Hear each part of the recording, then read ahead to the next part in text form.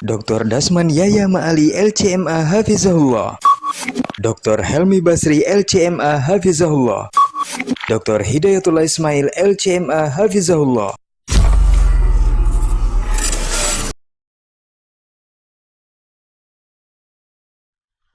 Orang yang keluar dari rumahnya menuju rumah Allah untuk menuntut ilmu syar'i, maka sungguh dia sedang berjalan di jalan ilmu, dan itu akan memudahkannya untuk menuju surga Allah Subhanahu wa taala.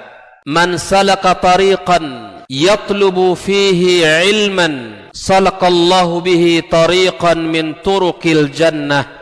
Barang siapa yang menempuh sebuah jalan, jalan yang ditempuhnya adalah jalan menuntut ilmu, maka Allah akan mudahkan jalannya untuk menuju surga Allah Subhanahu wa taala. Orang yang berangkat ke masjid untuk menuntut ilmu syar'i dianggap sebagai jihad fi sabilillah. Nabi alaihi salatu wassalam bersabda, "Man dakhala masjidana hadza," barang siapa yang memasuki masjid kami ini, yakni Masjid Nabawi, liyata'allama khairan, untuk belajar atau mempelajari kebaikan, au yu'allimuhu, atau dia mengajarkan kebaikan, kal mujahidi fi sabilillah, adalah seperti orang yang berjihad di jalan Allah. Mudah-mudahan kehadiran kita di rumah Allah yang mulia ini, tujuan kita hanya satu, untuk mencari ridha Allah tabaraka wa taala. Mudah-mudahan ilmu yang kita pelajari, ilmu yang memberikan keberkahan, yang menerangkan jalan kita dan senantiasa menjaga kita di jalan Allah Subhanahu wa taala.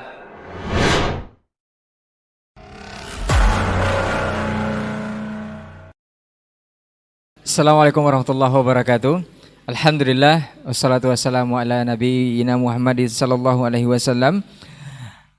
Asyhadu an la ilaha illallah wa asyhadu anna Muhammadan abduhu wa rasuluh, la nabiyya ba'dah, amma ba'd. 91,1 FM Radio Robani, merajut ilmu dan peradaban generasi Robani dan pemirsa KMTV dimanapun Anda berada dan bisa menyimak siaran kita untuk kesempatan hari ini. Alhamdulillah, senang sekali kita bisa kembali berjumpa dan bersua di program Diktat, Dialog Keilmuan Islam bersama Ustadz, untuk episode ke-33. Alhamdulillah, kita juga bersyukur kepada Allah Subhanahu wa taala atas segala nikmat dan rahmatnya kepada kita bersama di pagi hari ini. Kemudian salawat dan salam kepada Nabi Muhammad sallallahu alaihi wasallam selaku kedua dan uswah kita dalam kehidupan. Mudah-mudahan kita bisa mencontoh akhlak dan pribadi serta sunnah-sunnah beliau juga kita jalankan sampai hari kiamat kelak nanti insyaallah. Taib, generasi Robani dan pemirsa KMTV, untuk tema kali ini kita akan membahas sebuah judul yang berkaitan erat dengan momen kita untuk di Agustus ini, insya Allah sebentar lagi, yaitu hakikat merdeka, mensyukuri dan mengisi. Seperti apa dan bagaimana nanti kita akan berbincang bersama narasumber kita yang sudah berkesempatan hadir di studio.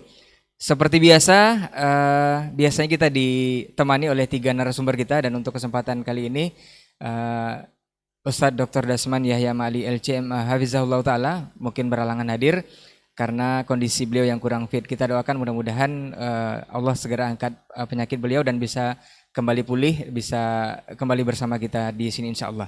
Taib, generasi Robani dan pemirsa KMTV, kita sapa dulu guru kita yang sudah hadir di studio untuk hari ini, Ustadz Dr. Hidayatullah Ismail LCMA Hafizahullah Ta'ala. Assalamualaikum Ustadz. Khair Ustadz. Alhamdulillah, barakallahu fiik Ustadz. Kemudian Ustadz Dr. Helmi Basri LCMA Hafizahullah Ta'ala. Assalamualaikum Ustadz. Kabar baik Ustadz ya? Nah, taib, generasi Robani dan pemirsa KMTV, untuk tidak memperpanjang mukadimah, kita akan langsung saja kepada ulasan masing-masing narasumber kita mengenai tema untuk hari ini, dan nanti di sesi kedua mudah-mudahan ada waktu untuk antum bisa bersoal jawab di 081274909911. Mungkin kita utamakan pertanyaan atau soalan yang berkaitan erat dengan tema kita untuk kesempatan hari ini, hakikat merdeka, mensyukuri dan mengisi. Kita persilakan untuk perdana kepada guru kita, Ustadz Dr. Hidayatullah Ismail LCMA Hafizahullah Ta'ala. Falyatafadhal masykur Ustadz. Naam. Bismillahirrahmanirrahim. Assalamualaikum warahmatullahi wabarakatuh. Alhamdulillahirabbil alamin. Wassalatu wassalamu ala asyrafil mursalin وعلى آله الطيبين وأصحابه الغر الميامين ومن تبعهم بإحسان إلى يوم الدين أشهد أن لا إله إلا الله وحده لا شريك له ولي الصالحين وخالق الخلق أجمعين وأشهد أن محمدا عبده ورسوله الصادق الأمين أما بعد إخواني وأخواتي في الدين kaum muslimin dan muslimat dimanapun berada, teman-teman di studio KMTV serta guru kita Dr. Helmi Basri yang kita muliakan, alhamdulillah kita bersyukur kepada Allah Subhanahu wa taala di pagi yang cerah ini kita bisa kembali bersua, berjumpa melalui udara. Mudah-mudahan kita diberikan Allah Subhanahu wa taala berkah serta berlimpah kebaikan dan ampunan darinya. Ucapan salat dan salam kita sampaikan untuk kekasih kita sallallahu alaihi wasallam. Semoga ucapan selawat yang senantiasa keluar dari lisan kita menjadi bukti cinta kita kepadanya serta menguatkan kita akan menjalankan apa yang telah ia perintahkan dan telah ia tuntun dalam agama ini. Kemudian kita juga berharap kepada Allah kita mendapatkan syafaatnya pada hari yang mana tidak lagi berguna harta kekayaan kita, tidak lagi bisa kita banggakan anak dan keturunan kita. Yang berguna hanyalah satu hal yang harus kita miliki, yaitu hati yang penuh dengan iman kepadanya, hati yang tunduk dan patuh kepada Allah Subhanahu wa taala. Mudah-mudahan kita semua dikumpulkan oleh Allah bersamanya dan bersama para orang-orang soleh, pertama para syuhada, para salihin di dalam surganya Allah Subhanahu wa taala. Pagi yang mulia ini, di hari yang cerah ini, kembali kita akan membicarakan satu tema yang sangat penting dalam kehidupan kita, hakikat kemerdekaan, mensyukuri dan mengisi. Naam, Allah Subhanahu wa taala telah memberikan banyak nikmat-nikmatnya kepada kita. Allah telah melimpahkan berbagai karunia kepada kita. Di antara nikmat dan karunia itu adalah kemerdekaan. Allah bebaskan kita dari kemerdekaan penjajahan, orang-orang yang menjajah. Dan dengan izin Allah Subhanahu wa taala melalui perjuangan para anak bangsa di negeri ini, orang-orang yang ingin memerdekakan negeri ini, yang membebaskan negeri ini dari penjajahan, maka Allah Subhanahu wa taala bantu mereka. Dengan izin Allah Tabaraka wa taala, Allah karuniakan nikmat ini. Maka tentu nikmat ini mestilah kita jaga. Mestilah kita syukuri. Mestilah kita isi. Mesti kita lahirkan karya-karya terbaik kita di negeri ini. Sebagai salah satu bentuk dan cara bagaimana kita mensyukuri kemerdekaan yang Allah berikan kepada kita ini. Ikhwani wa akhwati fiddin, hafizakumullah wa ra'akum. Ketika Allah Subhanahu wa taala memberikan kepada kita kemerdekaan, ketika Allah Tabaraka wa taala berikan kepada kita kenyamanan hidup, ketentraman jiwa di negeri kita ini, maka ini adalah salah satu kebaikan yang mesti kita syukuri kepada Allah Subhanahu wa taala. Nah, bagaimana cara kita mensyukurinya? Maka kita mesti jaga para anak bangsa, para negeri, ya, orang-orang yang tinggal di negeri ini. Mestilah kita menjaganya dengan cara apa yang telah Allah perintahkan kepada kita. Dengan cara yang telah Allah sukai dan Allah ridai untuk kita lakukan bersama. Allah Subhanahu wa taala menggambarkan kepada kita, ya, walau anna ahlal qura amanu wattaqau la fatahna alaihim barakatim minas sama'i wal ardi. Agar kita merenungi ayat ini, seluruh anak bangsa dimanapun berada, berkhusus kaum muslimin dan muslimat, agar kita renungi ayat yang mulia ini. Jika seandainya penduduk negeri, ya, beriman dan bertakwa kepada Allah Tabaraka wa taala, maka Allah akan bukakan berbagai macam keberkahan-keberkahan dari langit dan bumi. Bahwa cara mensyukuri nikmat kemerdekaan ini dengan cara meningkatkan keimanan kita kepada Allah, menjalankan segala bentuk perintah Allah Subhanahu wa taala dan meningkatkan ketakwaan kita kepadanya, menjalankan seluruh apa yang diperintah Allah serta meninggalkan seluruh apa yang dilarang oleh Allah Subhanahu wa taala. Maka dari atas dan dari bawah Allah turunkan banyak keberkahannya. Allah berikan kepada kita banyak kebaikan-kebaikan. Allah berikan banyak nikmat-nikmat kepada negeri yang kita cintai ini. Maka adalah tanggung jawab kita bersama, dari rakyat kecil sampai yang paling tertinggi di negeri ini, dari orang yang tidak berpendidikan sampai orang yang paling berpendidikan, berkewajiban untuk menjaga negeri yang kita cintai ini, menjaga negeri yang subur ini, negeri yang penuh dengan kekayaan alam ini, baik itu yang ada di lautan, yang ada di daratan maupun yang di udara. Itu semua adalah nikmat yang mesti kita jaga oleh anak bangsa ini. Maka sesungguhnya kita menyadari pula bahwa penjajahan-penjajahan fisik itu sudah hilang dari kita. Penjajahan orang-orang yang ingin menguasai negeri ini tidak ada lagi. Tapi kita mesti waspada dengan penjajahan-penjajahan berupa pemikiran, penjajahan-penjajahan berupa akidah, penjajahan jiwa.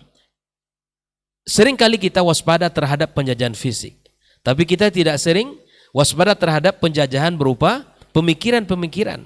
Sehingga dari keluarga-keluarga baik, dari keluarga muslim, ya, dari keluarga-keluarga yang baik di negeri ini, sudah semakin hanyut dari budaya-budayanya, sudah berpakaian seperti pakaian orang-orang yang menjajah negeri ini, sudah berafiliasi, berakidah, bahkan mungkin ya, jauh daripada keinginan-keinginan daripada para pejuang-pejuang kita di negeri yang kita cintai ini. Oleh karena itu, wahai para pemuda, wahai para anak bangsa, wahai para generasi-generasi muda hari ini, mari kita sama-sama menjaga negeri kita ini dengan menjaga agama kita, dengan menjaga akidah kita, dengan menjaga pemikiran kita, dengan menjaga budaya-budaya kita. Jangan sampai kita ya di negeri, bil khusus di negeri Melayu ini, ya, menerima budaya-budaya yang sangat bertentangan dengan budayanya, yang bertentangan dengan kebaikan di daerah kita ini. Maka oleh karena itu, kita mesti bersama-sama, berjuang bersama-sama. Kita mesti sadar bersama-sama bahwa kemerdekaan itu adalah nikmat yang mesti kita syukuri, nikmat yang mesti kita hadirkan berupa bentuk karya-karya besar kita. Di antara bentuk cara mensyukuri dan mengisi kemerdekaan kita ini adalah dengan cara kita belajar bersama, belajar agama yang mulia ini, kemudian kita amalkan, kemudian kita sebarkan, kita dakwahkan kepada seluruh masyarakat kita. Para pemuda-pemuda, para anak-anak santriwan, para santriwati yang sedang belajar di pondok pesantren, berjuanglah, belajarlah agama dengan sebaik-baiknya. Kemudian nanti dakwahkan agama ini kepada masyarakatnya. Para pemuda-pemudi, mahasiswa-mahasiswi, dimanapun dia belajar, apapun jurusannya, apapun spesialisasinya, silahkan. Tapi jadilah anak bangsa yang beriman dan bertakwa kepada Allah Subhanahu wa ta'ala. Maka sungguh sangat aneh rasanya ketika merayakan kemerdekaan negeri yang kita cintai ini, bangsa yang kita banggakan ini, diisi dengan kegiatan-kegiatan yang itu dilakukan oleh para penjajah, dilakukan oleh musuh-musuh negeri ini. Sungguh sangat menyedihkan rasanya kalau dalam kemerdekaan, mensyukuri kemerdekaan negeri kita ini diisi dengan kemaksiatan, diisi dengan musik-musik, kemudian mengumbar-umbar aurat, di situ bercampur baur laki-laki dan perempuan.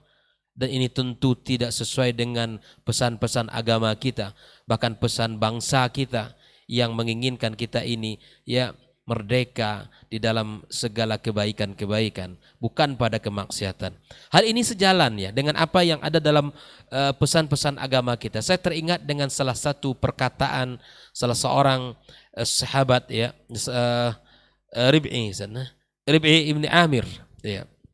Di saat dia berdialog dengan salah seorang pemimpin Persia, ya. Ketika itu dia ditanya, untuk apa kamu datang ke sini? Dia mengatakan, kami datang ke sini linukhrijal ibada min ibadatil ibad ila ibadati rabbil ibad. Inilah pesan agama kita yang mulia. Melalui lisan seorang pemuda pemimpin hebat, Rib'i ibn Amir, datang menjawab dengan menegaskan bahwa kami datang untuk mengeluarkan hamba dari penghambaan manusia menjadi penghambaan kepada Rabbil Ibad, pemilik hamba. Subhanallah. Inilah hakikat kemerdekaan itu. Hakikat kemerdekaan itu adalah menjaga diri kita, menjaga agama kita, membebaskan kita dari penghambaan kepada manusia, ya, dari membebaskan diri kita dari penghambaan terhadap manusia menjadi hamba Allah Subhanahu wa taala. Membebaskan diri kita dari penghambaan terhadap orang-orang yang sama seperti kita menjadi hamba Rabbil Ibad, Allah Subhanahu wa taala. Kalau kita di dunia ini ada orang lain, ada diri kita. Ada orang lain yang membuat kita menjadi hamba, terkadang pun ada diri kita yang membuat dirinya hamba. Ketika kita berjuang bersama, meninggalkan, menjauhkan, berjuang bersama agar kita terbebas dari penghambaan hamba, tapi jarang kita ingat terhadap membebaskan diri terhadap penghambaan terhadap hawa nafsunya. Inilah yang penting juga, yang mesti kita isi di dalam kemerdekaan ini. Di samping kita menjauhkan segala bentuk perayaan, segala bentuk kegiatan-kegiatan yang menunjukkan ketidaksyukuran kita, menunjukkan kurang iman dan ketakwaan kita kepada Allah Subhanahu wa taala, bahkan diisi dengan kegiatan-kegiatan yang dilakukan oleh para penjajah dulu. Yang kedua, di samping itu kita juga membebaskan diri kita dari penghambaan terhadap hawa nafsu kita. Allah Subhanahu wa taala telah menggambarkan dalam ayatnya, fa'alhamaha fujuraha wa taqwaha, bahwa ternyata dalam diri manusia itu ada dua potensi yang akan terus berjuang, yang saling mengalahkan. Ada potensi baik, potensi takwa, potensi iman, dan itu harus kita kembangkan. Yang kedua ada potensi fujur. Potensi fujur yang mesti kita hindarkan.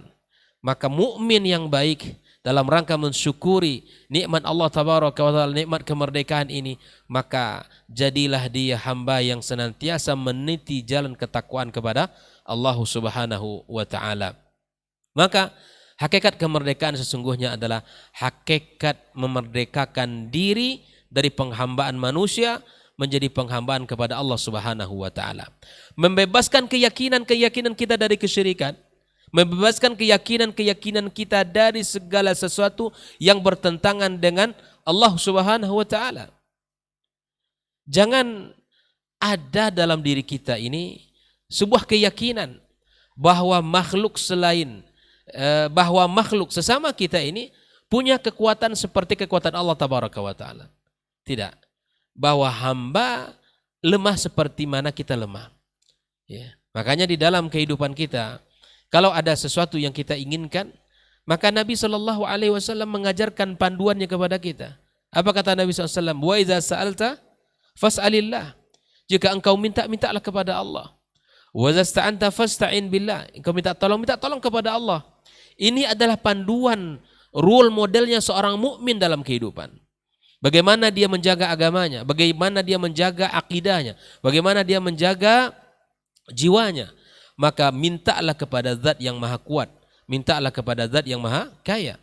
Maka dengan cara memerdekakan agama kita, menjaga diri kita dari kesyirikan-kesyirikan adalah salah satu bentuk cara kita mensyukuri kemerdekaan ini dan mensyukuri ya nikmat yang sangat indah ini. Kemudian di antara ya cara kita mengisi dan mensyukuri nikmat kemerdekaan ini, tentulah kita dengan menambah terus semangat belajar meyakinkan bahwa kita ini orang-orang yang senantiasa berusaha meniti jalan kebaikan, yaitu jalan ilmu, jalan surga, jalan yang mana dijanjikan Allah Subhanahu wa taala banyak kebaikan kepadanya. Maka untuk menambahkan keimanan kita, untuk menambahkan ketakwaan kita, maka anak bangsa harus semangat belajar. Anak bangsa harus senantiasa mendekatkan dirinya kepada Allah dengan ilmu yang mulia ini. Ilmu yang sumbernya yang paling benar adalah kitabullah dan sunnah Rasulullah sallallahu alaihi wasallam. Silakan anak bangsa ini mau jadi ahli apapun dia, tapi jadilah ahli yang beriman kepada Allah. Jadilah ahli yang bertakwa kepadanya. Ahli yang takut dengan segala bentuk ancaman-ancaman Allah Subhanahu wa taala. Maka isilah kemerdekaan kita ini dengan bertakarrub kepada Allah Subhanahu wa taala. Isilah kemerdekaan ini dengan mengevaluasi diri. Isilah kemerdekaan ini dengan cara melahirkan karya-karya besar di negeri kita ini. Isilah kemerdekaan ini dengan sesuatu yang bermanfaat untuk dirinya dan hal-hal yang bermanfaat untuk akhiratnya, untuk hari yang tidak akan ada lagi hari setelah itu. Oleh karena itu, ikhwani wa akhwati fiddin, mari kita di negeri ini, apapun posisi kita, kepala rumah tangga, ya, para suami, maka jadikan keluarga kita keluarga yang terbaik sehingga melahirkan anak bangsa yang terbaik. Ketika kita mengingat sebuah perkataan ya yang luar biasa dari para ulama, bahkan di para pemimpin dan ulama negeri ini, ya, kalau tidak salah Buya Hamka ya, yang mana jika ini menunjukkan tentang sebuah peran yang harus lahir dari kita tentang mendidik anak-anak perempuan, ya, mendidik anak-anak negeri ini, ya, bahwa kalau engkau yang mendidik anak laki-laki, engkau hanya mendidik satu orang laki-laki atau satu orang anak bangsa. Tapi kalau engkau mendidik perempuan, engkau mendidik satu generasi. Maka berikan perhatian kita, berikan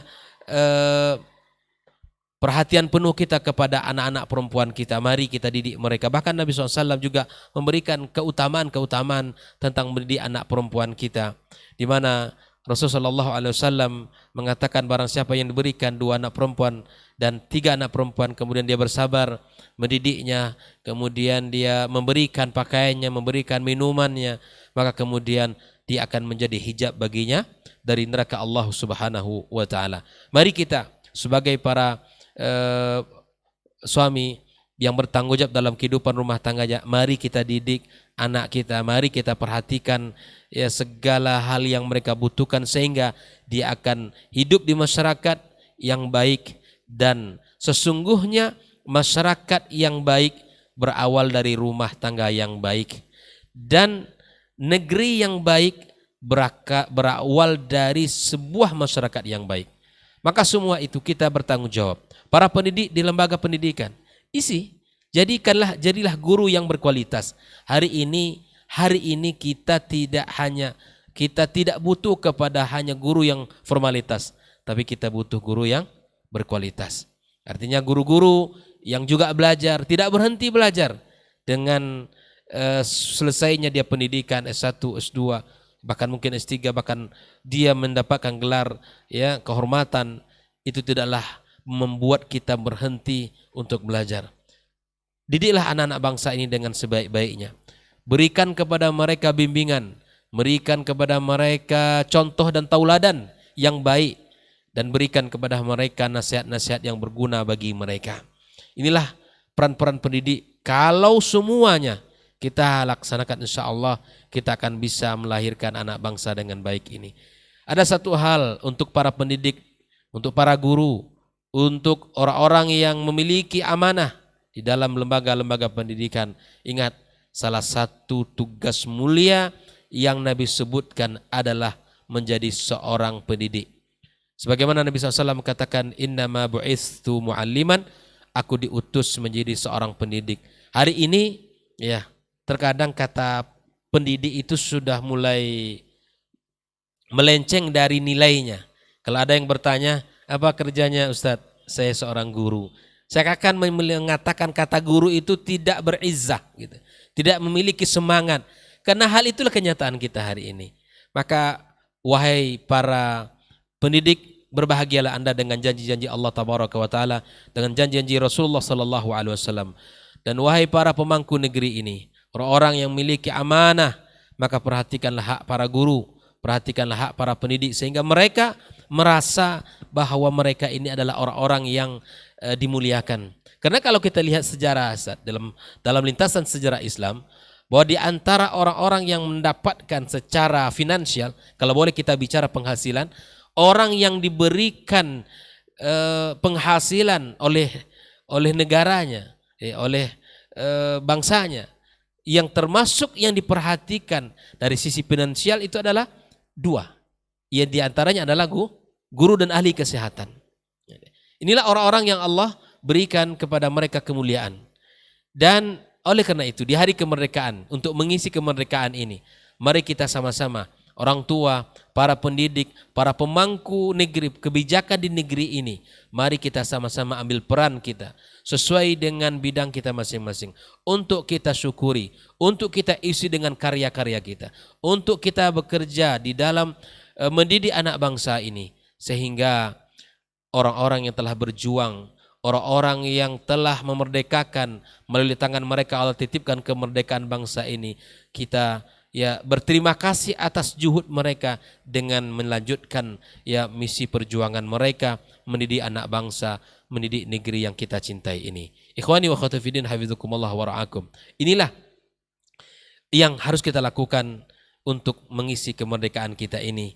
Maka jauhkan kegiatan-kegiatan yang menodai niat baik para pejuang negeri ini.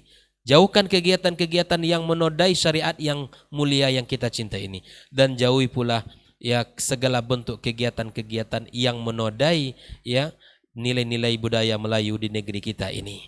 Mudah-mudahan kita semua termasuk orang-orang yang bisa mensyukuri nikmat kemerdekaan ini, nikmat kenyamanan ini, nikmat kita bernegara yang bisa melaksanakan apa saja yang kita inginkan di negeri kita cinta ini dengan koridor dan aturan-aturan yang telah disusun oleh para pejuang negeri yang kita cinta ini. Semoga Allah Subhanahu wa taala terima para perjuangan, para syuhada, para mujahid-mujahid di negeri yang kita cinta ini. Semoga Allah ampunkan dosa-dosa mereka, Allah tinggikan derajat-derajat mereka, Allah berikan hasil dari karya terbaik mereka sebagai amal jariah yang tak akan pernah mengalir dan tak akan pernah putus mengalir kepada mereka.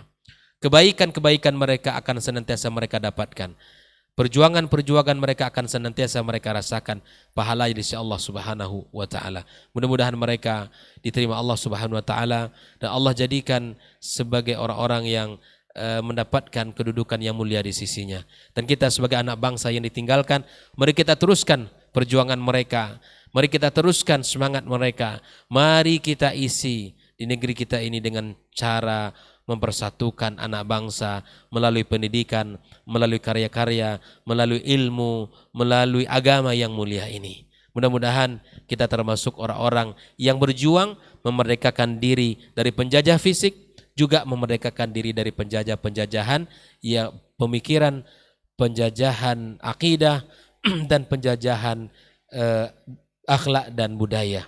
Mudah-mudahan kalimat singkat ini bisa membuka dan bisa sebagai renungan bagi kita untuk mengisi nikmat kemerdekaan ini. Insya Allah akan lebih panjang. Guru kita Dr. Hilmi akan menjelaskan dalam bab ini. Wallahu ta'ala alam bisawab. Assalamualaikum warahmatullahi wabarakatuh.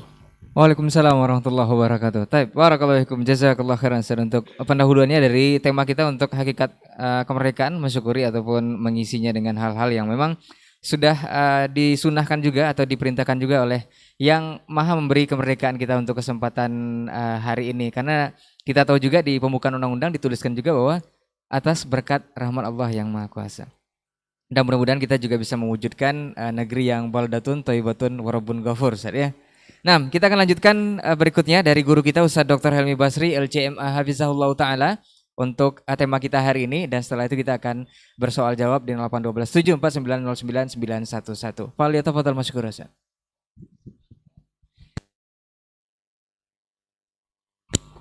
Bismillahirrahmanirrahim. Assalamualaikum warahmatullahi wabarakatuh. Alhamdulillahi wahdah. Wassalatu wassalamu ala rasulillah wa ala alihi wa sahbihi wa mawala. Para masyayikh, Dr. Hidayatullah, dan biasanya kita bertiga ya, Dr. Dasman, tapi dengan kondisi yang kurang fit pada pagi hari ini beliau tidak bisa hadir. Semoga Allah Subhanahu wa taala segera menyembuhkan kembali Saudara Ray dan ikhwah yang hadir di studio serta para pemirsa, para pendengar Radio Robani dan pecinta KMTV dimanapun berada. Kita bersyukur pada Allah Subhanahu wa taala pada pagi hari yang penuh berkah ini kembali diizinkan oleh Allah untuk mengisi waktu kita dengan berdiskusi. Mudah-mudahan ini semua bisa menjadi amal soleh bagi kita yang bisa menambah jumlah kebaikan kita dan memperberat timbangannya di akhirat kelak. Berselawat kita kepada Rasulullah sallallahu alaihi wasallam. Allahumma salli ala Muhammad wa ala ali Muhammad. Mudah-mudahan Rasul yang diutus oleh Allah untuk menyampaikan sebuah risalah itu senantiasa kita jadikan panduan, kita jadikan pedoman dalam berbagai hal di kehidupan kita, termasuk diantaranya di dalam mengisi kemerdekaan kita. Mudah-mudahan itu bisa menjadi bukti nyata cinta kita kepada beliau, yang dengannya insya Allah kita bisa mendapatkan syafaatnya di Yaumul Mahsyar.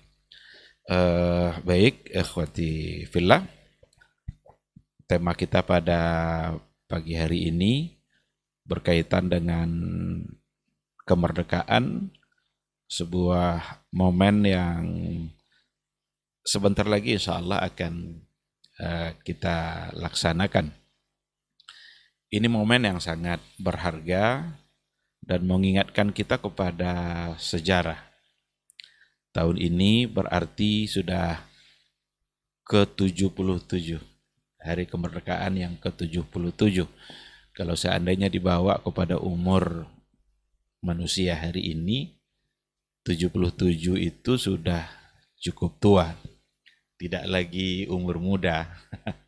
Berarti kita sudah menjalani hari-hari kemerdekaan sampai pada umur yang sebenarnya tidak lagi umur muda, tapi umur tua yang mana itu sudah matang. Yang seharusnya memang kemerdekaannya itu sudah bukan lagi kemerdekaan icak-icak, tapi benar-benar kemerdekaan yang sudah matang dan sempurna. Peristiwa kemerdekaan itu mengingatkan kita kepada sejarah masa dahulu, di mana perjuangan para pendiri bangsa yang habis-habisan dalam membela tanah air sehingga mereka berhasil merebut kemerdekaan. Kemerdekaan kita bukanlah sebagai hadiah, bukan diberi, tetapi itu hasil dari sebuah perjuangan berat, tapi menghasilkan sesuatu yang bernilai. Hampir di setiap jengkal bumi Indonesia ini ada darah para syuhada umat Islam yang memang mereka rela mengorbankan bukan lagi hanya sekedar harta, tetapi juga mengorbankan jiwa. Itulah sebabnya kata-kata pertama yang terucap itu kan, atas berkat rahmat Allah. Atas berkat rahmat Allah itu menandakan bahwa perjuangan itu memang berada di tangan para umat Islam, para syuhada, yang mereka adalah dengan semangat jihad yang ada di dada mereka, mereka rela mengorbankan jiwanya untuk meraih sebuah kemerdekaan. Namun kita berharap catatan kemerdekaan tidak hanya sekedar catatan, tapi bagaimana kita bisa memaknainya dan bagaimana kita bisa mengisi. Dan itu yang paling penting bagi generasi hari ini. Jangan sampai sejarah itu didistorsikan.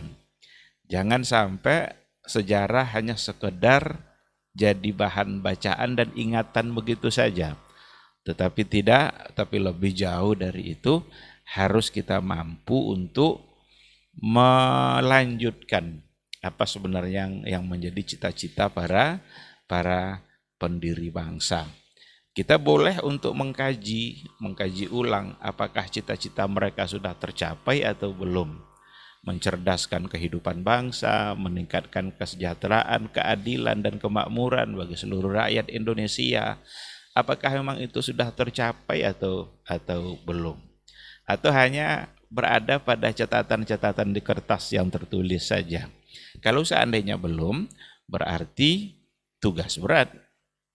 Mulai dari pemimpin kita sampai kepada rakyat yang paling bawah, mulai dari pemimpin paling atas sampai rakyat yang paling bawah.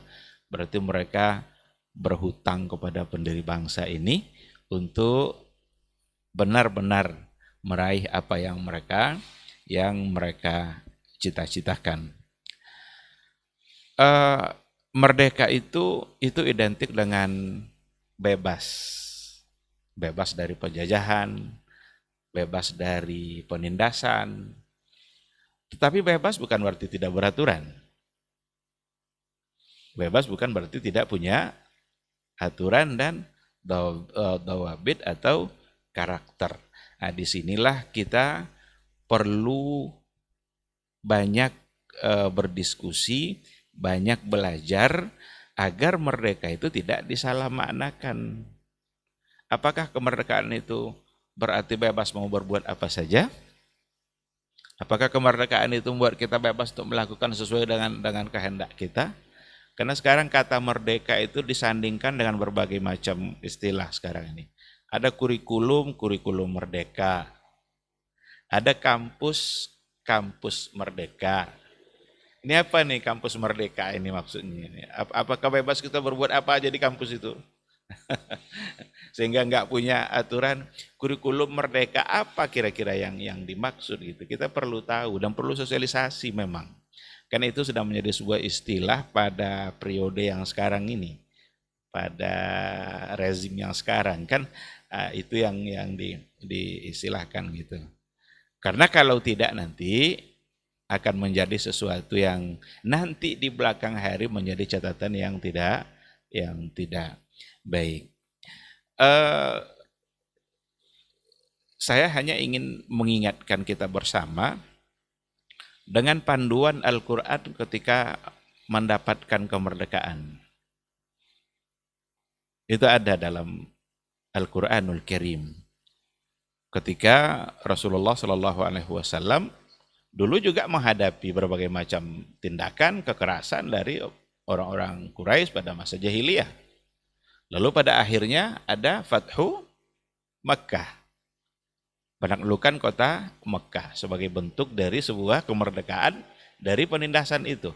Karena setelah terjadi Fathu Makkah, benar-benar tampuk kepemimpinan ada di tangan Rasulullah Sallallahu Alaihi Wasallam. Nabi mengatur dengan tegas itu. Patung itu semua dibuang. Tidak boleh ada patung di Masjidil Haram, dibuang itu semua. Tidak boleh ada lagi haji pada tahun terakhir itu orang-orang jahiliyah yang musyrik itu, yang mereka hajinya pakai pakaian yang tidak benar. Nah, itu berarti ada kekuasaan pada tangan Rasulullah Shallallahu Alaihi Wasallam ketika diberikan kemenangan pada Fathu Makkah.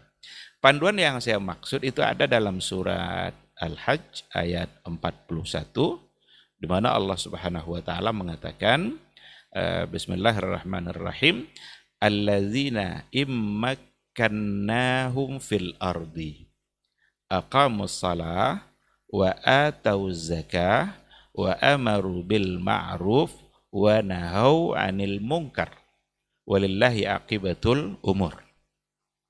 Itu sebuah ayat yang sangat pendek, tapi itu sebenarnya adalah panduan bagi kemerdekaan. Artinya alladzina immakkannahum fil ardh, orang-orang yang telah kami berikan kemerdekaan di muka bumi ini. Jadi makkana yumakkinu tamkin an-nasr alladzina nasarnahum, orang-orang yang telah kami berikan kemenangan. Bukankah kemerdekaan itu berarti diberikan kemenangan? Dan yang memberikan kemenangan adalah Allah. Yang berjuang adalah para syuhada muslim.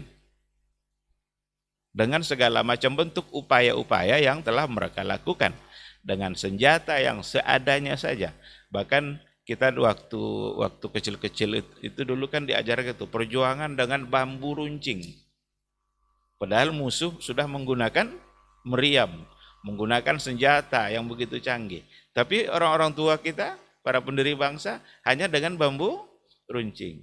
Sehingga kalau sudah dekat-dekat 17 Agustus itu, nanti ada gapura-gapura yang disusun-susun adalah bambu runcing. Itu sebenarnya adalah untuk mengingatkan kepada sejarah. Jadi mereka berjuang, tapi mereka yakin sekali bahwa perjuangan itu bukan semata-mata karena daya dan upaya yang mereka punya, karena mereka sangat yakin sekali la haula wala quwata illa billah. Tiada daya, tiada upaya kecuali hanya milik Allah Subhanahu wa taala. Jadi orang-orang yang telah kami berikan tamkin wan nasr, kemerdekaan, telah kami bantu mereka fil ardi, di muka bumi ini. Apa yang mereka lakukan? Aqamus shalah, mereka mendirikan sholat. Wa atauz zakah, mereka menunaikan zakat. Wa amaru bil ma'ruf, mereka memerintahkan untuk berbuat ma'ruf. Wa nahau anil munkar, dan mereka juga melarang dari perbuatan-perbuatan yang mungkar. Walillahi aqibatul umur, dan untuk Allah lah akhir dari segala urusan kita. Jadi segala urusan kita itu semuanya akan kembali kepada Allah Subhanahu wa taala. Dalam ayat ini, kalau kita coba ingin simpulkan, ini sangat sederhana, terang sekali. Kemerdekaan yang telah diraih membuat kita harus mampu melakukan 4 hal ini. Setidaknya untuk umat Islam. Karena ini datang dari Al-Quranul Karim. Dan Al-Quran itu adalah panduan bagi umat Islam. Negara Indonesia adalah negara yang mayoritas Muslim. Lebih kurang 90%. Katanya berkurang terus persentase itu, entah tinggal berapa persen. Jangan sampai berkurang, tapi justru harus bertambah. Tapi setidaknya biasanya di data dikatakan 85 atau 90%. Karena mereka adalah Muslim, maka panduan hidup mereka adalah Al-Quran. Dan ayat tadi adalah bagian dari ayat-ayat Al-Quranul Karim. Oleh karena itu, 90% penduduk Indonesia ketika mereka diberikan kemerdekaan oleh Allah Subhanahu wa taala, 4 hal ini memang harus mereka lakukan. Yang pertama, aqamus shalah, bagaimana mereka mendirikan sholat. Ini sepertinya pembahasannya sederhana sekali, mendirikan sholat. Tapi ketahuilah bahwa sholat itu adalah pangkal dari segala-galanya dalam kehidupan kita. Sholat juga lah nanti yang akan pertama kali dihisab di hari akhir. Kalau sholat kita baik, baik pula amal yang lain. Tapi kalau sholatnya yang buruk, buruk pula amal yang lain. Dalam kehidupan kita, sholat juga jadi barometer untuk baiknya seseorang. Kalau orang sudah begitu mudah untuk meninggalkan sholat, dan itu adalah merupakan hak Allah dari diri dia, maka dia akan lebih mudah lagi untuk meninggalkan hal-hal yang lain yang berhubungan dengan hak orang lain terhadap diri dia. Kalau untuk hak Allah aja dia begitu mudah untuk meninggalkannya atau tidak menyempurnakannya, maka untuk hak-hak orang lain barangkali akan lebih mudah lagi dia tidak menyempurnakannya. Ini sesuatu yang perlu untuk kita renungkan. Jadi kita berikan tempat ibadah sholat ini pada posisi yang paling penting dalam kehidupan kita.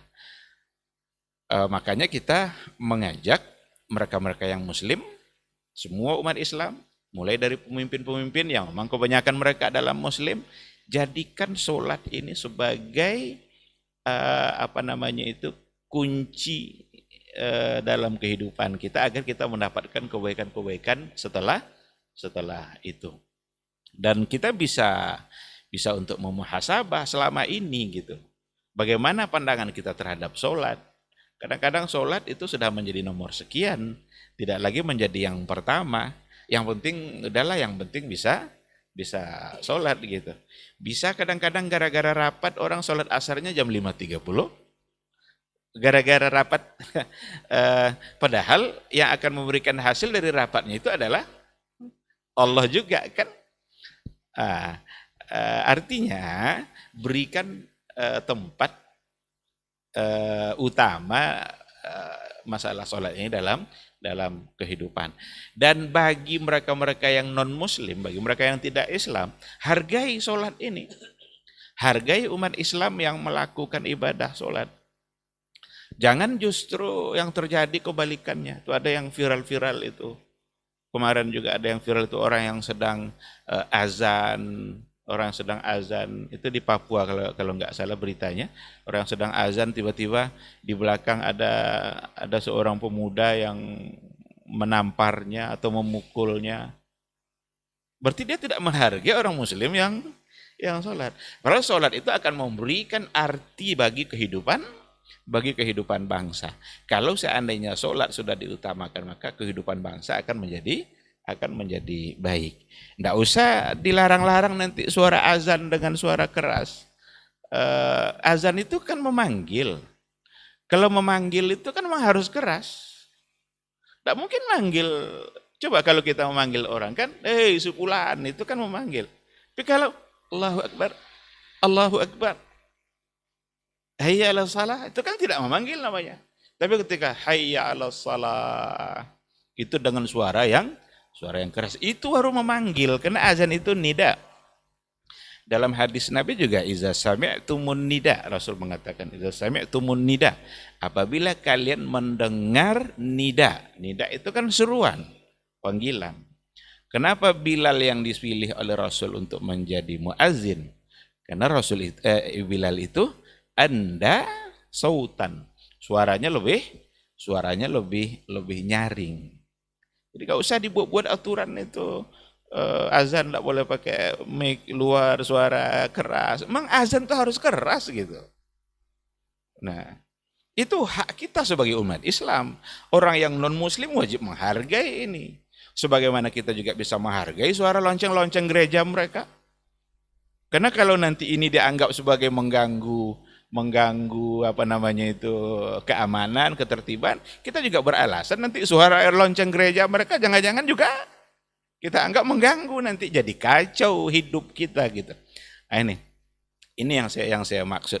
Jadi untuk mereka yang muslim, maka tempatkanlah sholat ini sebagai amal utama dalam kehidupan, berikan posisi yang paling tinggi untuk ibadah sholat. Kalaulah ini yang dilakukan baik oleh para pejabat, para di bidang di pemerintahan dan rakyat biasa, kalaulah sudah menempatkan ibadah sholat sebagai pada posisi yang paling tinggi, berarti dia sudah mengisi kemerdekaan secara baik. Tapi kalau seandainya belum, kalau seandainya sholat hanya asal-asalan atau sholat kapan ingat saja, kadang bisa sholat, kadang tidak, berarti dia sebenarnya belum merdeka. Saya memandang kemerdekaan dalam perspektif Al-Quran. Saya tidak bicara tentang Panjat Pinang. Panjat Pinang itu justru melanggar itu. Panjat Pinang itu gaya Belanda itu. Sampai dia pada puncaknya lupa sama yang di bawah. Diinjak-injaknya orang untuk sampai ke puncak. Kan itu yang untuk mendapatkan sesuatu. Pas dapat dia sampai pada puncaknya, yang di bawah dia sudah lupa. Ini kolonial, ini benar-benar penjajahan ini. Kalau bisa jangan ada lagi yang melakukan itu. Nah, jadi saya nggak bicara tentang itu. Saya ingin membawa kepada perspektif Al-Quran. Jadi yang pertama, aqamus salam. Yang kedua, wa atau zakah. Mereka menunaikan zakat. Dalam Islam zakat itu sebagai satu bentuk instrumen ekonomi yang akan meningkatkan kesejahteraan. Dan ada banyak instrumen selain daripada zakat. Yang disebutkan dalam Al-Quran adalah zakatnya, karena zakat yang memang hukumnya adalah wajib. Wajib kan sebagai sebuah taklif, sebagai sebuah tuntutan dari Allah Subhanahu wa taala. Sedangkan yang lain nanti sedekah, yang lain kan wakaf, hibah, dia tidak sampai kepada tuntutan wajib, tetapi tuntutan juga hanya tuntutan yang bersifat anjuran. Tapi spiritnya sama. Apa spiritnya? Ya, bagaimana dalam kehidupan ini ada kesejahteraan ekonomi yang dirasakan oleh semua masyarakat. Dan zakat itu salah satu dari cara Islam dalam mengentaskan kemiskinan. Jadi yang dientaskan itu kemiskinan, bukan orang miskin. Dia ada sekarang mengentaskan orang miskin. Itu tidak boleh. Karena orang miskin itulah orang kaya itu dapat rezeki. Karena doa-doa mereka kan innama turzaquna bidu'afaikum. Sesungguhnya kalian ini diberi rezeki adalah karena doa-doanya para kaum miskin, para kaum du'afa. Diberi 5.000 tapi doanya 5 menit coba. Padahal 5.000 berapalah bagi orang kaya. Dikasih 20.000 lebih lama lagi doanya. Enggak ada artinya 20.000 bagi orang kaya, tapi doa yang dia dapat, maka rezekinya bisa bertambah. Jadi spiritnya itu mengentaskan kemiskinan. Yang terjadi kadang-kadang enggak mengentaskan orang-orang miskin. Maka ketika ada wilayah-wilayah banyak orang miskinnya digusur. Ini tentu tidak sesuai dengan makna kemerdekaan seperti Al-Quran tadi. Karena aqamus shalah, bagaimana kita punya peran. Orang-orang yang punya harta yang diberikan oleh Allah, dia punya peran dalam meningkatkan kesejahteraan. Spirit zakat ini perlu dipelajari bagi orang-orang yang telah merdeka memang. Karena juga salah satu dari cita-cita pendiri bangsa kita yang meningkatkan kesejahteraan dan keadilan kan bagi seluruh rakyat Indonesia, makmur gitu, sejahtera, makmur, kan itu yang menjadi cita-cita mereka. Salah satunya ambil dari spirit ini. Bagaimana kita suka berbagi, bagaimana ada kepedulian sosial, nggak boleh egois, nggak boleh hidup semaunya, jangan sampai kekayaan hanya dimiliki oleh segelintir orang saja, rusak ekonomi kita. Kalau kekayaan hanya dimiliki oleh segelintir orang saja, lalu ia yang mengatur segala-galanya, dia bebas mau naikkan harga ini, mau turunkan harga, tiba-tiba sawit naik harganya, tiba-tiba anjlok turun. Tiba-tiba minyak goreng hilang di pasaran, pas muncul harganya langsung tiba-tiba naik. Ini ada apa ini di balik ini? Jangan-jangan kita masih terjajah. Jangan-jangan kita belum merdeka gitu. Jadi spirit zakat itu ya seperti tadi itu, berbagi untuk menuju kesejahteraan bersama. Sehingga pesan Al-Quran ini pada hari kemerdekaan kita harus ambil. Wa atauz zakah. Bagaimana mereka bisa berbagi untuk kesejahteraan. Karena tingkat kemiskinan ya fluktuatif juga dia. Enggak tahu sekarang datanya seperti apa, tetapi ada yang mengatakan bahwa jumlah kemiskinan itu semakin meningkat. Ada yang di bawah garis kemiskinan, itu yang di bawah garisnya itu kan. Ada yang pas di garisnya, kan masih miskin juga itu kan. Nah, baru yang di atas garis sedikit nanti kan sebenarnya masih miskin juga. Tapi mari sama-sama kita sadari. Mari kita jujur dalam mengisi kemerdekaan ini. Jangan berpura-pura dalam mengisi kemerdekaan, seremonialnya bukan main, tetapi substansinya ternyata kosong. Bukan itu yang kita harapkan. Biarlah tidak banyak seremonialnya, tetapi substansinya mengena gitu. Benar-benar bisa untuk mengisi kemerdekaan. Yang ketiga, wa amaru bil ma'ruf. Wa amaru bil ma'ruf. Mereka memerintahkan untuk berbuat ma'ruf. Ma'ruf itu semua tabiat manusia mencintainya. Kalau ada manusia yang tidak mencintai ma'ruf ini rusak fitrahnya. Pasti rusak. Ada hal yang baik tapi dia tidak suka sama kebaikan, pasti pasti dirinya rusak. Nah, agama menyuruh amaru bil ma'ruf. Hendaklah mereka untuk selalu memerintahkan pada kebaikan. Nah, kemerdekaan yang kita raih harus membuat kita sama-sama amaru bil ma'ruf, menyuruh kepada perbuatan-perbuatan yang baik. Dan pada berikutnya wanahu anil mungkar, dan perbuatan mencegah, melarang untuk melakukan perbuatan-perbuatan yang mungkar. Karena yang mungkar itu juga rata-rata tidak disukai oleh banyak orang. Kalau ada orang yang suka pada yang mungkar, pasti jiwanya rusak. Siapa ya? Jelas nih mungkar nih, suka dia. Berarti ada yang rusak pada diri dia. Nah, agama kita begitu jelas untuk mengarahkan kita. Kita diperintahkan untuk amar ma'ruf, kemudian melarang dari perbuatan yang mungkar. Hanya saja di sini yang perlu ditegaskan adalah standar ma'ruf dan mungkar ini yang kadang semakin menipis di pandangan banyak orang. Ada hal-hal yang mungkar tapi dianggap ma'ruf. Ada hal-hal yang sebenarnya ma'ruf tapi dianggap mungkar. Kalau kita benar-benar ingin mengisi kemerdekaan secara baik, letakkan ma'ruf itu pada standar yang ditentukan ma'ruf itu oleh Al-Quran dan hadis Nabi. Yang mungkar itu berikan pula apa yang mungkar itu oleh Allah dan oleh Rasulullah, karena dia yang memberikan kita kemerdekaan. Maka lagi-lagi kembali kepada dua sumber tadi itu, jangan hijrah dari dia. Karena Ibnul Qayyim al-Jauziyah memaknai salah satu dari kan hajrul Quran. Kan ada hajrul Quran kan, hijrah dari Al-Quran itu. Ada hajrul qiraah, ada hajrul tilawah. Salah satu dari makna hijrah dari Quran menurut Ibnul Qayyim itu adalah hajrul tahakkum. Hijrah dari menjadikan Al-Quran sebagai kontrol dalam kehidupan kita. Kita tidak lagi menentukan ini baik, ini buruk melalui apa yang telah disampaikan oleh Rasulullah Shallallahu Alaihi Wasallam dalam Al-Quran yang datang dari Allah atau dalam sunnah yang beliau sampaikan. Maka menjadi kabur dia. Kalaulah tidak lagi dikembalikan atau kontrolnya tidak lagi Al-Quranul Karim, kita pasti akan salah dalam memaknai mana yang mungkar. Ada banyak hal yang mungkar tapi kadang dianggap baik, karena bukan Quran sebagai kontrol dalam kehidupan.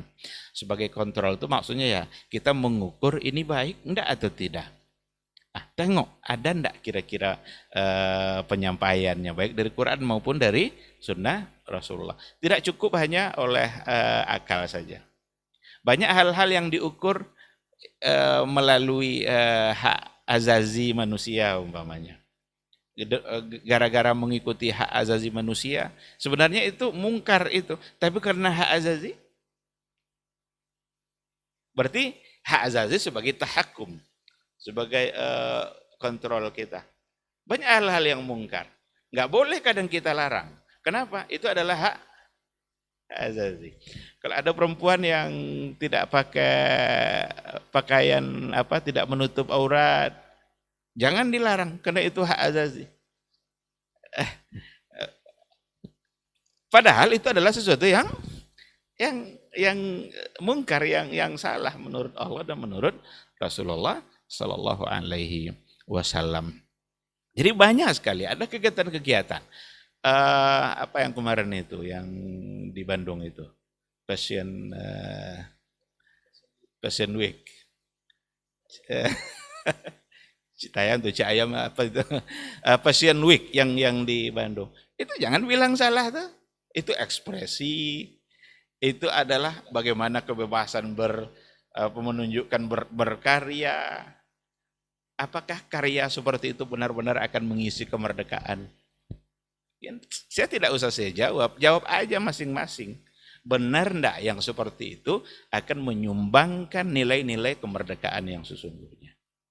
Jangan-jangan justru dalam merusak generasi bangsa, merusak masyarakat. berarti dia salah dalam memaknai kemerdekaan. Dia memaknai merdeka itu dengan bebas berbuat semaunya karena sudah merdeka. Itu satu hal yang sangat salah. Dan katanya sudah sampai pula ke Pekanbaru. Sudah dilakukan di depan di Jalan Sudirman. Jangan-jangan sampai pula nanti ke berbagai kabupaten-kabupaten kota atas nama ekspresi kebebasan berkarya dan lain sebagainya. Dulu kan di Prancis itu Macron namanya yang presiden Prancis, ketika ada seorang yang melukis gambar Nabi Muhammad dengan lukisan yang tidak baik, kan dituntut tuh. Macron tidak mau menuntut, tidak mau mengabulkan. Kenapa? Kebebasan berekspresi. Kalau seperti itu nanti dianggap sebagai ekspresi, rusak kehidupan kita. Maka tidak lain dan tidak bukan, kita mesti mengembalikan standar mana yang ma'ruf, mana yang mungkar, itu benar-benar kepada apa yang ma'ruf oleh Allah dan apa yang ma'ruf oleh Rasulullah Sallallahu Alaihi Wasallam. Begitu juga dalam persoalan mungkar. Jadi kalau seandainya sudah jelas mana ma'ruf, mana mungkar, maka berarti yang ma'ruf untuk diperintahkan, yang mungkar untuk dicegah. Setidaknya ini untuk umat Islam. Kalaupun tidak mau diajak yang lain. Tapi jangan salah, kitab-kitab agama yang lain itu semua juga menyuruh hal-hal yang baik kan. Kalaulah semua agama ini taat pada buku-buku mereka, itu insya Allah mereka bisa bisa menyumbangkan kebaikan untuk dunia, bukan untuk akhirat. Karena agama apapun tidak menyambungkan hidupnya dengan akhirat. Satu-satunya agama yang menyambungkan kehidupan dunia dengan akhirat itu adalah Islam yang disampaikan oleh para rasul wal anbiya, para nabi dan para rasul. Adapun agama yang lain walaupun menganjurkan untuk kebaikan, kan gitu kan, kedamaian, ketenangan hati, cuma mereka tidak membawa kehidupan dunia ini menuju kehidupan akhirat. Sehingga ada yang kurang di situ, yang disempurnakan oleh ajaran yang dibawa oleh Rasulullah. Maka satu-satunya agama yang benar itu adalah agama Islam. Inna dina indallahi al-Islam. Kemudian ayat itu ditutup dengan kata walillahi aqibatul umur. Untuk Allah lah akhir dari segala perkara kita. Ini perlu untuk direnungkan.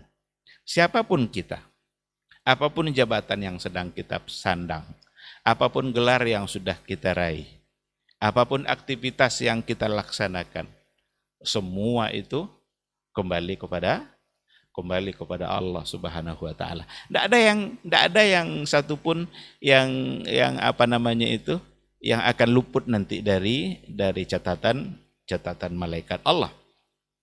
Siapapun kita, setinggi apapun jabatan dia, mau presiden, mau menteri, mau wakil menteri, mau rektor, mau kepala dinas, mau rakyat biasa, mau sebagai pedagang, mau sebagai pekebun, petani, mau sebagai pengangguran, siapapun, walillahi aqibatul umur. Untuk Allah lah aqibatul umur, akhir dari segala urusan kita.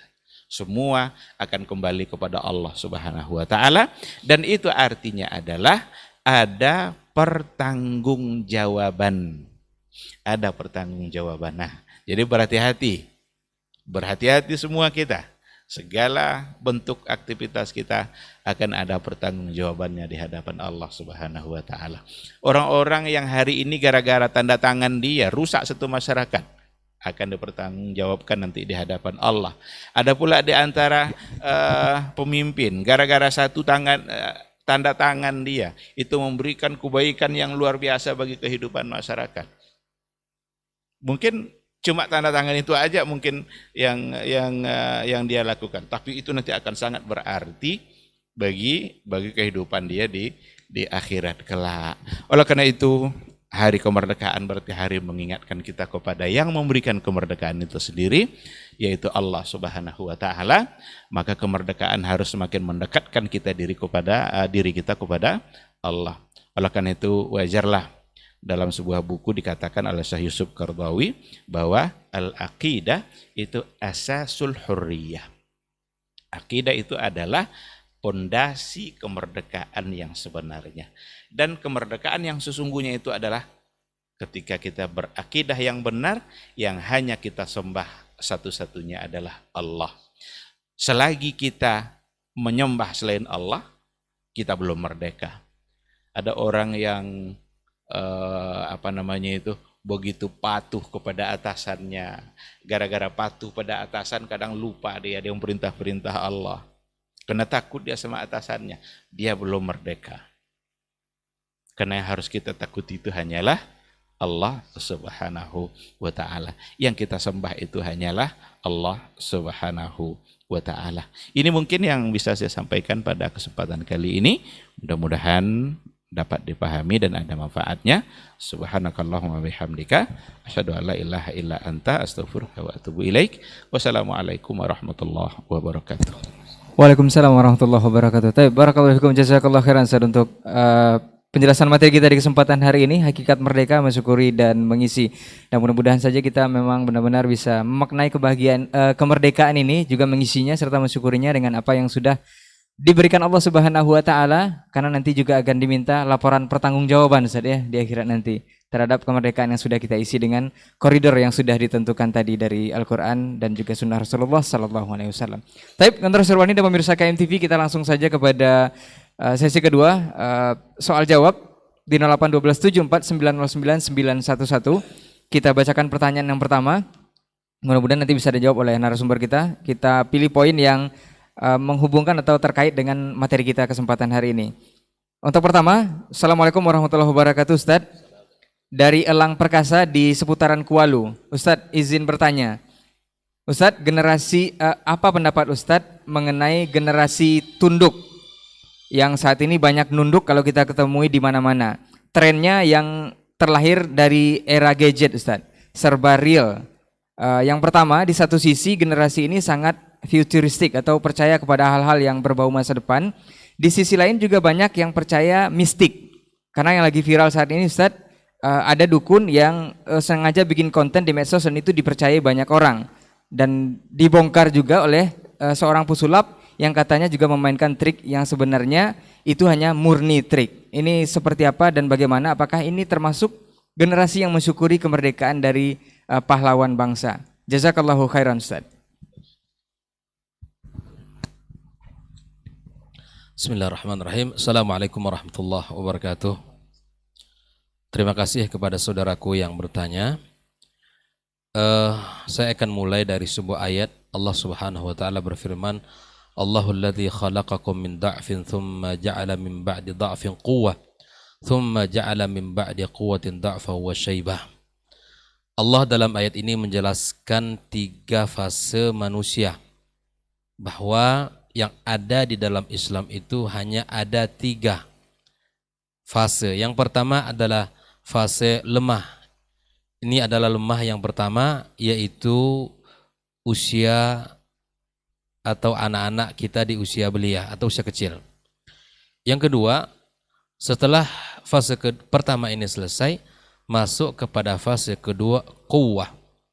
Inilah yang disebut dengan pemuda, inilah yang disebut dengan orang dewasa. Yang ketiga, masuk setelah fase itu adalah fase lemah kedua dan beruban.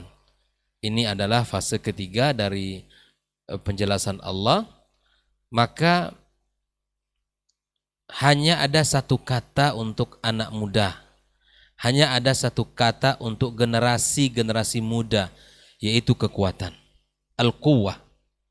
Apa saja kekuatannya? Karena juga Allah sebutkan nakirah dalam ayat itu. Kekuatan pemikiran, kekuatan akidah, kekuatan ekonomi, kekuatan dalam banyak hal. Maka ini yang seharusnya generasi ini ada. Makanya kenapa Umar bin Khattab radhiyallahu taala anhu ketika ada masalah dalam sebuah permasalahan dalam yang dihadapi, ada sebuah masalah yang dihadapi oleh beliau, beliau mencari anak-anak muda. Mencari anak-anak muda. Karena kata beliau ketajaman pemikirannya. Beliau tidak bertanya kepada orang-orang tua. Karena orang tua biasanya menceritakan pengalaman. Dan pengalaman tidak bisa menjawab semua persoalan. Tetapi dengan kekuatan ilmu anak muda, itu akan bisa menjawab segala bentuk problema dan permasalahan yang dihadapi. Oleh karenanya, bahwa yang kita inginkan generasi kita, yang kita inginkan dari anak-anak kita adalah anak-anak yang kuat. Kalau Allah katakan kuwah untuk anak muda, maka tidak ada istilah generasi tunduk, tidak ada istilah generasi pemuda yang lemas, tidak ada istilah generasi yang tidak bersemangat. Kalau generasinya seperti ini, bagaimana Allah akan melahirkan, menghadiahkan kemerdekaan ini nanti? Bisa jadi dengan tidak kita menjaga pesan-pesan syariat dan nilai-nilai juang yang telah disebutkan oleh para pendahulu kita, bahkan diabadikan di dalam konsep-konsep negara kita, maka justru ini akan justru perbuatan-perbuatan ini tidak menjadikan bangsa ini bangsa yang bersyukur pada nikmat Allah Subhanahu wa taala.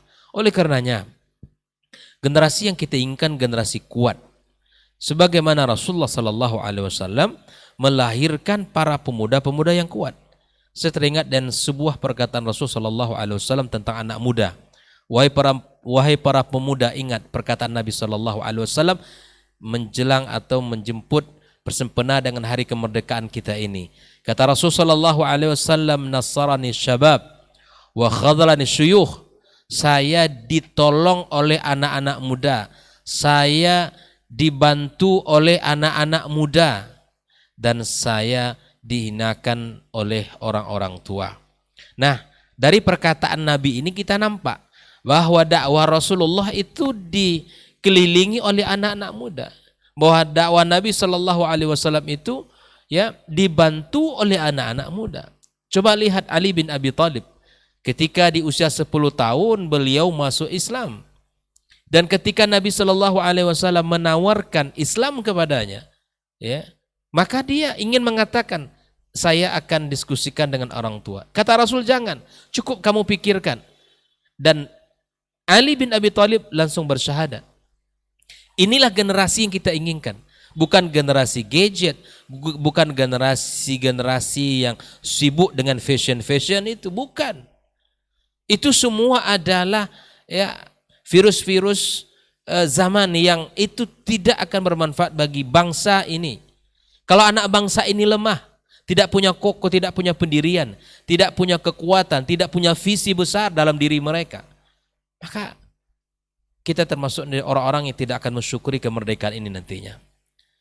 Lihatlah betapa Sa'ad bin Abi Waqqas radhiyallahu taala anhu di saat dia memilih Islam dan ibunya tidak ridha dengan keislaman, apa yang dia lakukan? Ibunya tidak makan, mogok makan, nggak mau makan itu, sampai lemas badannya, sampai hampir pingsan. Maka beliau mengatakan, wahai bundaku yang tercinta, wahai bundaku, andai engkau punya 100 nyawa dan keluar satu persatu, tak akan kutinggalkan agama ini. Bayangkan, ini pemuda yang kokoh, ini pemuda yang kuat akidahnya, ini pemuda yang luar biasa. Pemuda-pemuda ini yang kita harapkan untuk menjaga negeri ini. Bukan sibuk dengan gadget, bukan sibuk dengan sesuatu yang tadi apalagi disebutkan dalam pertanyaan kedua tadi itu. Sibuk dengan kesibukan bertanya kepada para dukun. Ya. Jangan. Nabi SAW telah jelaskan itu. Bahkan Nabi SAW mengatakan al-mu'minul qawiyyu khairun wa ahabbu ilallah minal mu'minid dha'if. Ini yang kita bina, ini kita bangun. Bahwa seluruh program negeri, seluruh kegiatan kita harus mengarah kepada kekuatan ini. Kekuatan diri sebagai anak bangsa, kekuatan akidah, kekuatan keimanan, kekuatan agama, kekuatan berfikir, kekuatan ekonomi, pendidikan. Mari sama-sama kita berjuang.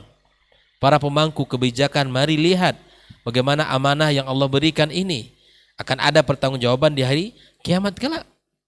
Nah, kalau kita ingin menjadi anak bangsa yang mandiri, anak-anak pemuda yang kuat dan kokoh, lihatlah apa yang dilakukan oleh Rasulullah sallallahu alaihi wasallam. Saya akan sebutkan satu kunci. Nabi sallallahu alaihi wasallam mengawal para pemuda dan para pejuang anak-anak muda di zamannya dengan menjalankan syariat Allah dengan utuh. Ketika kita berusaha menjalankan amanah Allah, perintah Allah, agama Allah dengan utuh dan benar, maka lahir anak-anak muda yang kuat dan kokoh. Tapi kenapa hari ini generasi muda kita lemah? Mudah melihat, mudah tertarik kepada yang di luar. Mudah goyah, belum dengan penampilan-penampilan, belum dengan pemikiran-pemikirannya, belum dengan budaya-budayanya. Hari ini anak-anak muda kita juga masuk hanyut dalam apa istilah orang hari ini untuk teori, untuk gaya-gaya anak muda orang Korea itu. K-pop. Itu dalam Islam tidak ada. Kenapa anak muda hari ini hanyut dalam bab-bab seperti itu? Hanyut dengan gaya-gaya penampilan jahiliyah. Karena kita tidak punya pribadi yang kokoh. Dan itu akibat kenapa hari ini anak muda kita tidak mandiri, tidak kuat, tidak kokoh, akibat banyak pelanggaran pada syariat. Itu saja kuncinya. Maka kalau ada orang bertanya, Ustadz, bagaimana cara Rasulullah mendidik para sahabat sehingga mereka lahir orang-orang hebat? Setelah Nabi wafat, lahir ahli ekonomi, lahir ahli strategi perang, lahir ahli-ahli dalam berbagai bidang. Nabi tidak membuat kuliah kedokteran, Nabi tidak membuat kuliah kelautan, Nabi tidak membuat kuliah berbagai macam-macam jenis. Tidak. Yang dilakukan Nabi cukup satu, mengawal generasi itu dengan syariat, dikawal dengan iman, menjalankan perintah Allah Tabaraka wa Ta'ala. Dengan itulah setelah Rasulullah SAW wafat, ibarat tanaman, buah-buahan, ya, apapun jenis tanamannya hari ini, ya kan, kita kasih dia pupuk, kita rawat, kita jaga, ketika berbuah buahnya ranum. Ada yang rasanya mangga, ada yang rasanya leci, ada yang rasanya stroberi, ada rasa macam-macam. Begitulah anak-anak kita semuanya, beragam. Anak-anak kita punya kekuatan-kekuatan, tinggal kita kawal mereka sejak awal, sejak dini syariat Allah yang mulia ini. Maka apapun tantangan zaman yang mereka lewati akan mudah untuk ditinggalkan. Oleh karenanya, apalagi masuk generasi cinta pada hal-hal gaib dalam bab masalah-masalah dukun. Ini lemah sekali akidah kita. Lemah sekali akidah kita. Bahkan ada info bahwa setelah salah seorang pesulap ini membongkar seluruh trik-trik mereka, Persatuan Perdukunan Indonesia mengadukan gitu.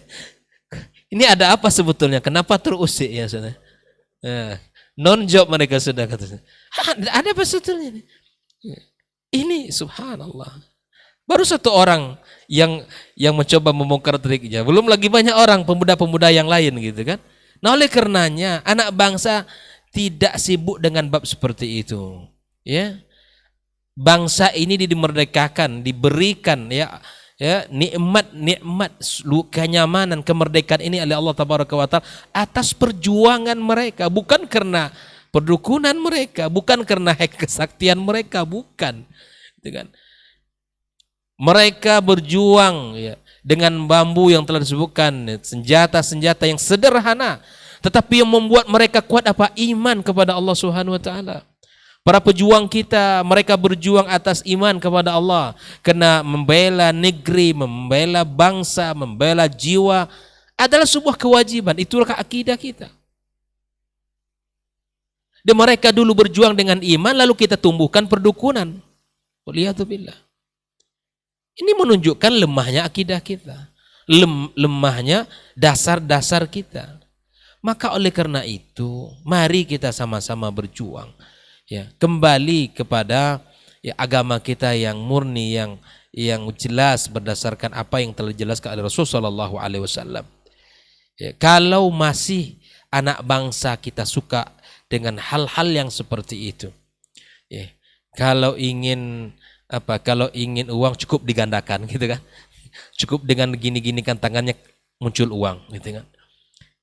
Kalau ingin berobat ya cukup ditarik kemudian diberikan ya dengan gaya-gaya tertentu, keluar nanti ini dan itu.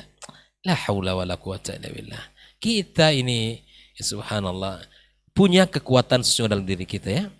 Dan kita jangan mudah, dan saya sebutkan ya bahwa satu hal yang membuat kita kokoh dalam akidah, dalam agama adalah akidah kita. Kalau memiliki pemahaman akidah yang benar, kalau memiliki pemahaman yang sahih dalam agama, insya Allah hal-hal yang seperti itu tak tertarik kita. Itulah manfaat ilmu. Itulah manfaat ilmu itu. Hal-hal yang sepele itu akan sangat mudah kita tinggalkan. Tidak tertarik kita. Karena ilmu itu memang mencari sesuatu yang tinggi, yang mulia. Yang tidak berilmu mencari sesuatu yang sepele dan hina. Maka tuntut ilmu itu. Pelajari agama Allah Subhanahu wa taala. Apalagi nasihat yang disampaikan Rasulullah sallallahu alaihi wasallam kepada Ibnu Abbas ketika Nabi mengatakan, "Ya gulam, wahai anak kecil, aku sampaikan kepada kamu kalimat." Di ujung nasihat itu salah satunya adalah, kalaulah seluruh bumi ini berkumpul untuk memberikan manfaat kepadamu, maka mereka tak akan mampu kecuali atas izin Allah Subhanahu wa taala. Sebaliknya kalau mereka semua berkumpul untuk memberikan mudarat kepadamu, tak akan satu ada mudarat pun yang akan menimpamu kecuali semua atas izin Allah tabaraka wa ta'ala. Ini yang seharusnya kita tanamkan kepada negeri ini, kepada anak bangsa ini, kepada para pemuda-pemudi kita, agar mereka bisa mensyukuri nikmat kemerdekaan ini dengan memelihara akidah mereka yang benar. Nah, bahkan ada pula istilah Kiai Slamet, ya. Ini bukan laki-laki nih. Ini bukan juga manusia. Kerbau. Waliyadzubillah. Sejahil-jahilnya orang juhala, orang-orang musyrikin di zaman Abu Jahal, di zaman Abu Lahab, mereka tak ada yang mengambil kotoran ternak mereka. Kufurnya orang yang jahilnya orang-orang musyrikin, ya, sejahiliah-jahiliahnya orang-orang musyrikin di zaman Nabi SAW, mereka tak menjadikan hewan kotoran ternak mereka itu sebagai yang diambil keberkahannya. Auzubillah. Bahkan dalam mazhab Syafi'iyah sendiri pun bahwa kotoran itu najis, ya, najis. Subhanallah.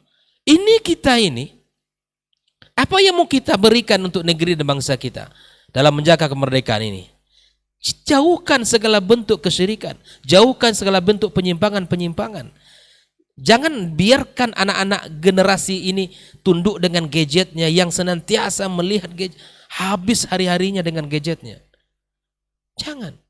Ini adalah kemerosotan, ini ada kemunduran dari prestasi anak bangsa yang telah Allah hadirkan kenikmatan dengan kenikmatan kemerdekaan ini.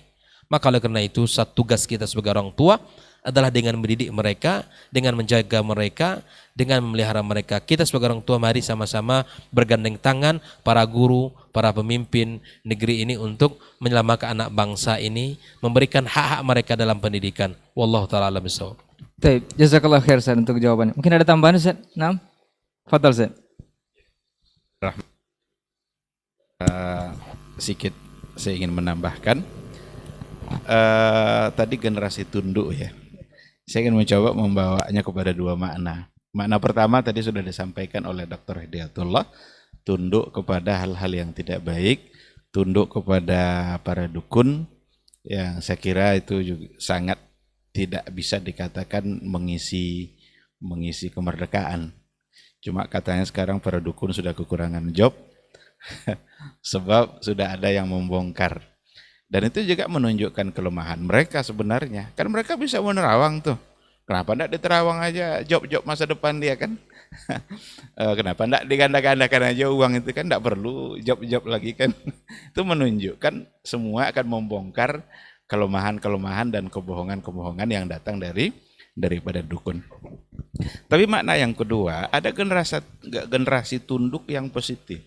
Generasi tunduk yang menundukkan pandangan. Ketika baik laki-laki maupun perempuan, karena dalam Al-Quran itu dikatakan bahwa mereka harus menjaga pandangannya, yawudduna min absarihim wa yahfazuna furujahum, mereka tundukkan pandangannya, mereka jaga kehormatannya, sehingga mereka matanya tidak jelalakan kemana-mana untuk melihat hal yang tidak dibenarkan. Kalau generasi tunduk seperti itu dimaknai, maka itu insya Allah bisa menjadi bagian dari mengisi kemerdekaan, karena itu adalah bagian dari iman. Dan mengisi kemerdekaan itu sesungguhnya adalah dengan mengokohkan iman dan keyakinan kita kepada Allah.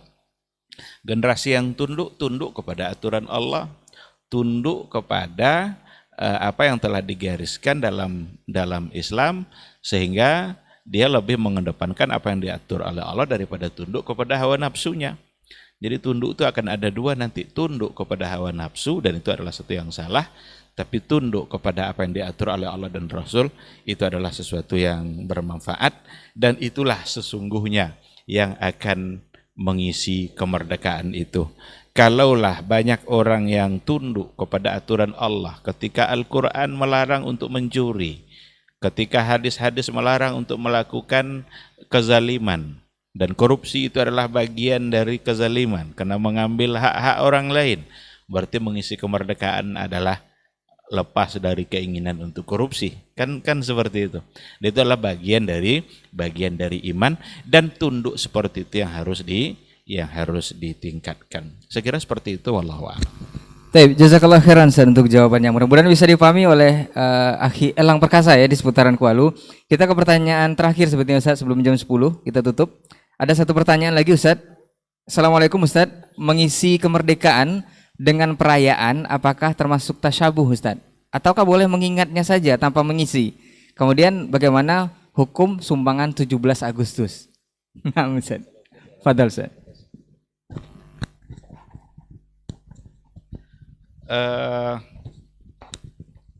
Kita dituntut untuk mengisi kemerdekaan, mengingat perjuangan orang-orang tua terdahulu, melanjutkan cita-cita mereka, lalu mengisinya dengan hal-hal yang bermanfaat. Mengisinya dengan hal-hal yang bermanfaat, ini tentu seperti yang tadi kita katakan. Dan itu tidak hanya pada hari perayaan itu saja.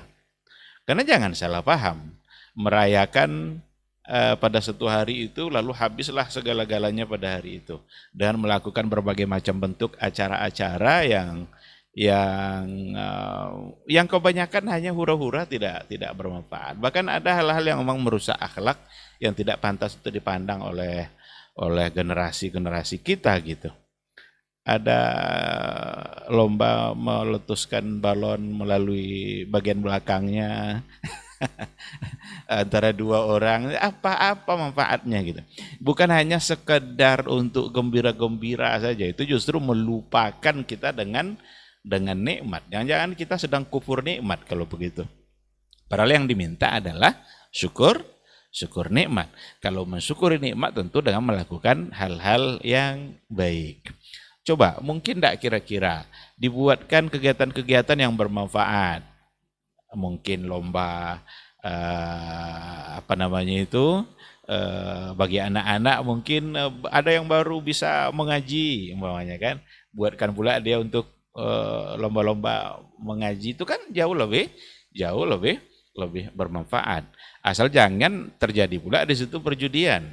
Karena ada lomba-lomba yang hanya memperebutkan sesuatu yang sudah dikumpulkan secara bersama, berarti itu adalah sama dengan sama dengan perjudian. Ya, lagi-lagi kita kembali kepada apa yang diatur oleh agama. Isilah dengan berbagai macam bentuk kegiatan, tetapi kegiatan-kegiatan yang tidak menyimpang dari agama. Jangan justru kegiatan yang menambah dosa atau menambah kekufuran nikmat kita. Kita sebenarnya jangan-jangan tidak sedang mensyukurinya, tapi justru menjauhkan diri dari Dia yang memberikan nikmat. Adapun seperti sumbangan-sumbangan, kalau seandainya memang adalah untuk hal-hal yang positif, silakan saja. Tapi kalau untuk hal-hal yang di situ justru ada kemaksiatan, ya jangan. Karena harta kita akan diminta pertanggungjawaban. Harta kita didapatkan dari mana, kemudian diberikan untuk apa. Dan satu-satunya pertanyaan yang dari dua sisi itu ada pada harta. Kalau umur kan enggak kan, untuk apa umur kamu? Enggak ditanya dari mana kamu dapat umur. Kan enggak kan? Nah, tapi kalau untuk harta, dari mana kita, bagaimana cara mendapatkannya, dan untuk apa untuk apa digunakan? Sekecil apapun. Seandainya ada hal-hal yang ternyata itu bukan untuk yang baik, berarti kita akan mempertanggungjawabkannya. Sebaiknya jangan pakai sumbangan seperti itu. Ada kan dana khusus mungkin entah dari lurahnya, atau dari RW-nya, atau dari camatnya, atau dari bupatinya. Tidak lagi membebani warga. Karena kalau membebani warga, jangan-jangan menjajah warga lagi, kita sudah merdeka. Indonesia ini kaya raya. Kekayaan laut saja itu bisa menyelesaikan semua masalah kita. Belum lagi kekayaan yang ada di daratnya. Nah, di atas minyak, di bawah minyak. Tapi kita kekurangan minyak juga. Apa masalahnya di sini nih? Tentu ada masalah kan, ada problem kan. Nah, itu harus diselesaikan kalau benar-benar kita sudah merdeka. Tapi kalau tidak mau menganalisa sampai ke sana, ya jangan-jangan kita pura-pura saja dalam memperingati hari kemerdekaan. Sekira demikian, wallahu a'lam. Ustaz ada tambahan? Nah. Baik, jazakallah khair Ustaz untuk jawabannya. Mudah-mudahan antum yang bertanya bisa paham tentang hakikat kemerdekaan. Kita mensyukuri dan mengisinya dengan hal-hal yang memang sudah digariskan oleh Al-Quran dan Sunnah, dan juga hindari hal-hal yang seyogianya merayakan hal-hal yang sebenarnya dilarang dalam agama kita. Jadi jauhkan itu sejauh-jauhnya. Untuk sumbangan dan segala macamnya, kalau memang tidak ada manfaatnya, tidak usah saja Ustaz ya. Nah, baik, mudah-mudahan bermanfaat untuk antum dan juga kita yang ada di sini. Barakallahu fikum, jazakumullah khairan untuk perhatian antum semua. Afwan untuk semua salah kata dan gila bicara. Ustaz, jazakallah khair untuk ilmunya. Insyaallah pekan depan kita akan ketemu lagi di tema yang berbeda insyaallah. Mudah-mudahan dengan guru kita Ustaz Dr. Dasman Yahya Ma'ali LCMA hafizahullah taala.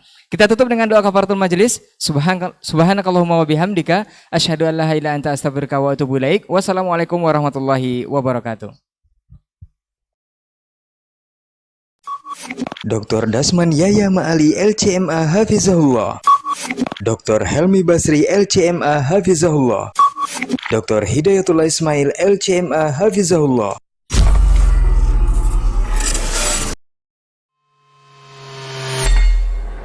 Di para sahabat itu, kaum muslimin, yang terbayang bagi mereka itu adalah infak. Yang terbayang bagi mereka adalah sebuah kebahagiaan, keselamatan di akhirat yang kekal dan abadi di sisi Allah Tabaraka wa Ta'ala. Semua kita boleh klaim sekarang. Kamu cinta Nabi? Cinta Ustaz. Cinta Nabi? Cinta Ustaz. Termasuk saya. Cinta Nabi? Cinta. Kapan tahunya? Besok di akhirat. Maka apa kata Nabi sallallahu alaihi wasallam? Amalur rajuli biyadih. Penghasilan yang terbaik adalah pekerjaan yang dilakukan oleh seseorang dengan tangannya sendiri. Wa kullu bai'in mabrur, dan setiap jual beli yang mabrur. Ini aktivitas ini membantu saya di akhirat atau akan menyulitkan saya di akhirat? Kalau seandainya perbuatan itu ternyata akan menyulitkan kita di akhirat kelak, tinggalkan perbuatan itu.